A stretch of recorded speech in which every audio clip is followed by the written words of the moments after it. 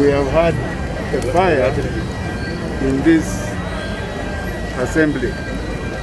I have just gone inside. I've seen the whole assembly inside the chambers is burnt. It's really down to the ground. I don't know who caused it. I don't know what caused it. I'm informed by those who are here that electricity was not there since morning, but when it came, that's when the fire might have started.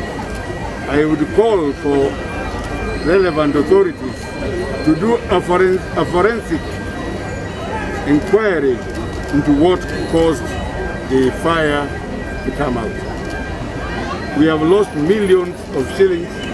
We don't have an assembly now. This is a wrong time when we have COVID-19, when we need to discuss matters regarding COVID-19 for the sake of our people.